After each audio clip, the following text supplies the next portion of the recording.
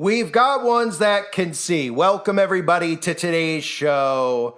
A new season, the final season, they say, for the popular Netflix series Squid Game has just released their trailer. And of course, it's trending on YouTube. Of course, it's trending because they promote it on YouTube. And I wanted to discuss this because there's so much into it. I talked about Squid Game when it first came out. And for anybody out there that doesn't know, I'll go into the plot, I'll go into the predictive programming, and I'll show you the signs and symbols and all the Freemasonic connections momentarily. But long story short, the Squid Game is a popular game on Netflix that literally the plot is killing humans for sport. That's what the plot of the show is. Squid Game follows a group of financially struggling individuals who are invited to participate in a deadly survival game for a massive cash prize.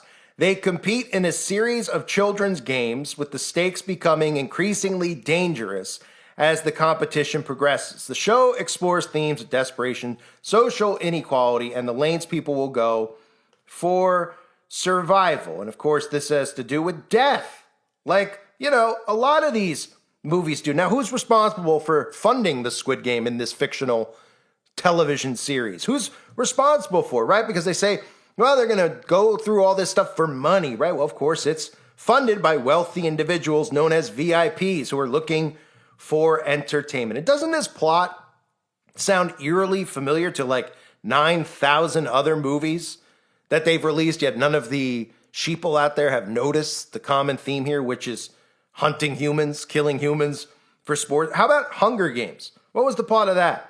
Well, in what was once North America, the capital of Panam maintains its hold on its 12 districts by forcing them each to select a boy and girl called tributes to compete in a nationally televised event called the Hunger Games.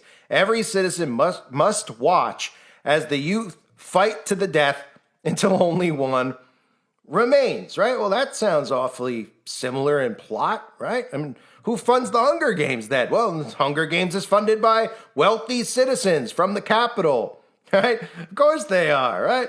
How about the movie The Hunt that came out a few years ago, which I did a video on? Anyone remember that? 12 strangers wake up in a clearing. They don't know where they are or how they got there. In the shadow of a dark internet conspiracy theory, ruthless elitists gather at a remote location to hunt humans for sport. But their master plan is about to be derailed when one of the hunted, Crystal, turns the tables on her pursuers. So if you haven't heard, predictive programming is something that they use. They show you this over and over again. Future events, they program you into seeing these things, which desensitizes you to it when it actually occurs. And on top of that, it actually programs you how to behave when things happen, like movies like The Purge, for example. If a purge was to take place and a grid shutdown was to happen, that's how they want you to behave. How they show you in movies like The Purge or 0 Day or Leave the World Behind. Look at all these movies about human hunting. These are all films that have been made, and there's more that are about hunting humans. How about The Running Man, right? In the year 2019, America is a totalitarian state where the favorite television program is The Running Man, a game show in which prisoners must run to freedom to avoid a brutal death. Having been made a scapegoat by the government, and imprisoned Ben Richards, Arnold Schwarzenegger, has the opportunity to make it back to the outside again by being a contestant on the deadly show, although the twisted host, Damon Killian, Richard Dawson, has no intention of letting him escape. So it's very similar, right? Game show theme, Running Man, game show theme, Hunger Games, game show theme, Squid Game, game show theme. And the prize, of course, is, well, money. And if you don't win, of course, the result is death. And it sounds like something that we just continually are hearing about over and over and over again. So I want to show you this trailer for this Squid Game Season 3 for many reasons, because it's so filled with symbolism that it's worth covering. You'll see the Masonic checkerboard floor because it'll let you know who's responsible for this type of stuff, who actually does this stuff, hunts humans, kills humans for sport. And you'll just see over and over and over again Masonic symbolism. So here is the trailer. Keep a close eye out for things like the checkerboard floor and, of course, the people behind it who happen to be wearing masks.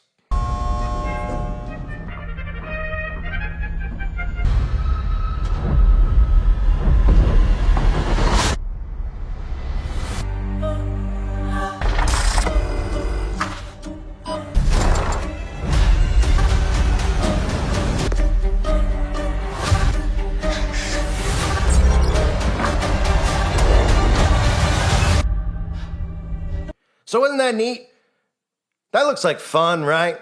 These 6 sadistic shows that people watch, that we allow them to produce. I mean, we're at a point now, how are we letting them get away with some of the stuff that they put out? These things would be considered like snuff films, some of the films that they produce with the gore and the violence. And then you wonder why your kid ends up being a killer, or wants to kill, or has this fascination with it. If he never saw that stuff, do you think he'd have the idea in his mind of doing those things? Well, of course not. But most people don't want to believe that because they've been trained that mind control is not real, that getting exposed to these things like graphic pornography or some of the other stuff you always see linked to people involved in crimes. And I'm not even talking about the serial killers, which are all really Manchurian candidates from the government and have a connection to the CIA. I'm talking about just smaller stories where you hear about a crime in the town next to you that really does happen. And people go, what went wrong with the kid, right? And they're like, well, the kid was just really into, he watched this like really gross like pornography with like chains and stuff. And then you're like, oh man, what could have got him into that? Oh, well, he found it on the internet, right? Oh, movies like 50 Shades of Grey, right? Oh, okay. And then it's not enough. Then they're watching gore and all this and they buy weapons, and mom and dad don't have a clue because mom and dad are on their phone. They're too busy. But how do we allow them to put stuff like this out there is really what I'm talking about. Why and how and when did we get to this point where even there's no ratings on these things and parents aren't even following a rating system anymore? When we were younger, there was a rating system. You couldn't get into an R movie if you were a teenager. They would card you to get in. You think they're doing that now? No chance they're doing that. And in fact, the parents will participate and bring the kid to the movie. They'll bring him to see Halloween with Michael Myers. They're like, I grew up on Michael Myers. I didn't end up being a murderer. Then you got a 10-year-old sitting there watching Halloween. The whole movie's just about murder and how they could just make it sicker and sicker in each sequel that comes out. Right? What do you think they come out for with the sequels? Because they know that the parent is likely going to want to go see it, right? Because he saw it when he was 10, 12, 15. Now he's going to bring his kid versus something new. And then they just make it gorier, worse, more sadistic, right? So we look at these shows like that trailer you just saw. I mean, I don't know who would sit and watch something like this. And I would normally say to each their own, but this type of stuff is so sadistic, especially knowing what the elite's plans are for all of us. But you notice the black and white Masonic checkerboard floor, right? Because of course it was in there. It was on the floor. It was on the roof. Did you even notice the upside down crucifixes that happen to be in there? And you might notice that casket, which I'll get into momentarily. But of course, if you don't know, the black and white symbolism goes back to Freemasonry, secret societies, duality, as above, so below. Your good deeds outweigh your bad deeds. That's why you see all these celebrities always wearing black and white symbolism. They literally believe in their minds that they could commit the most atrocious act, the most wicked thing. But if they do a good deed, well, they cross each other out. So in other words, they could take a child and do something unimaginable with the child.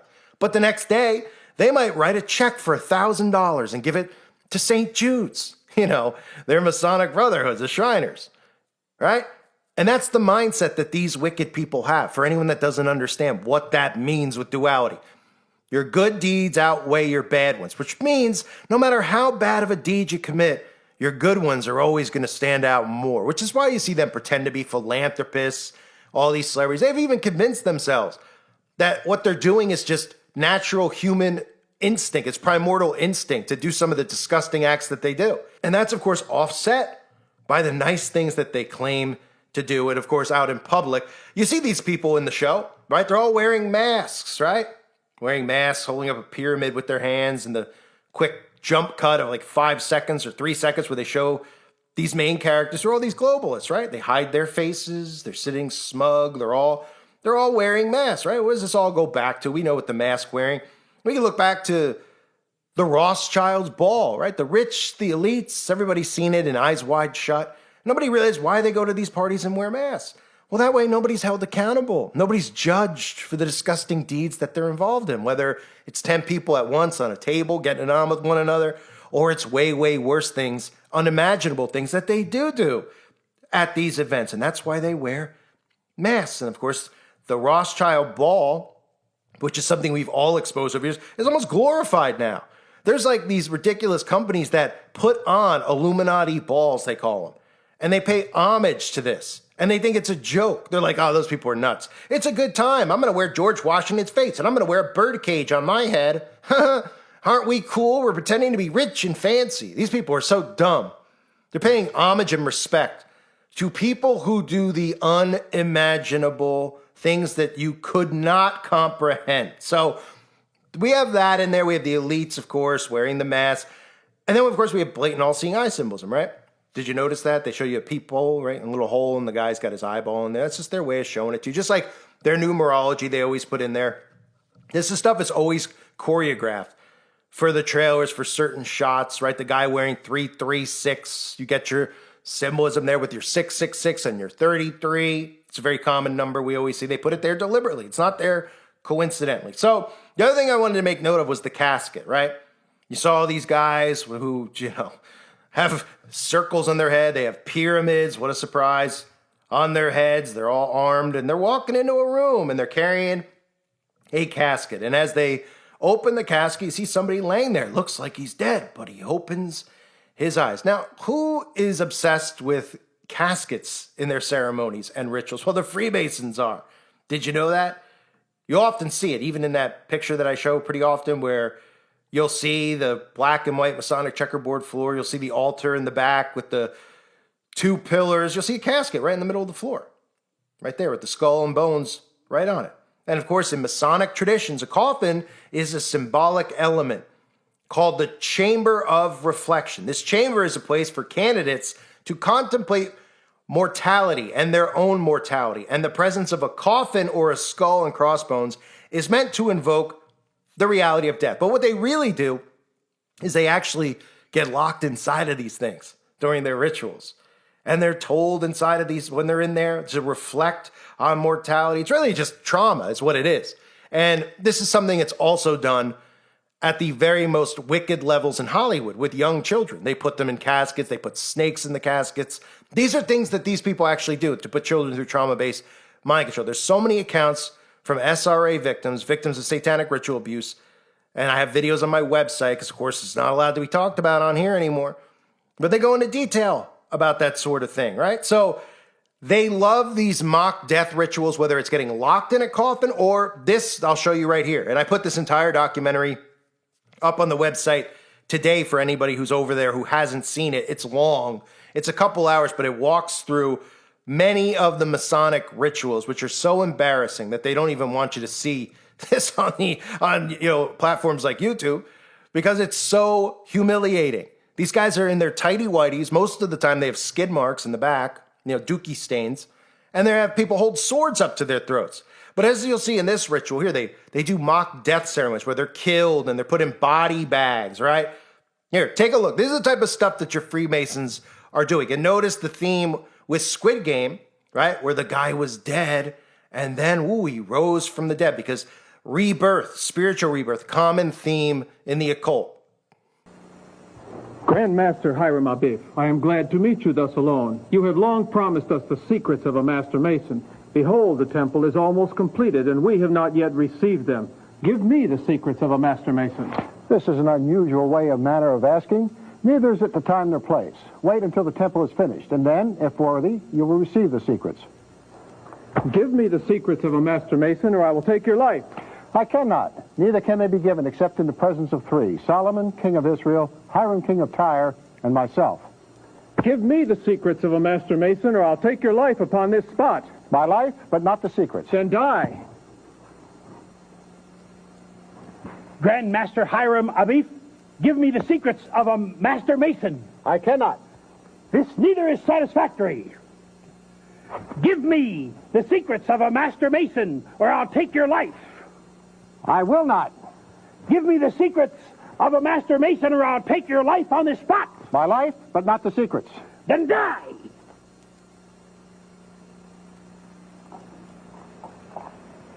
Grand Master Hiram Abif, give me the secrets of a Master Mason. I cannot. Give me the secrets of a Master Mason, or I'll take your life. I will not. Give me the secrets of a Master Mason, or I'll take your life on this spot. My life, but not the secrets. Then die. Companions, what horrid crime we had committed. We have murdered our Grand Master Hiram Abif. What shall we do with the body? Let us take it a westerly course and bury it at the brow of a hill dug 6 feet due east and west, and 6 feet perpendicularly, at the head of which we will plant a sprig of acacia, that the place may be here unknown.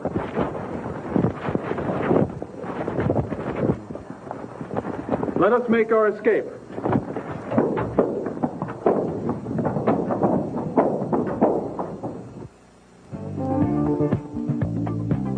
Please stay with us, for after this break, we will continue with the third degree of Freemasonry.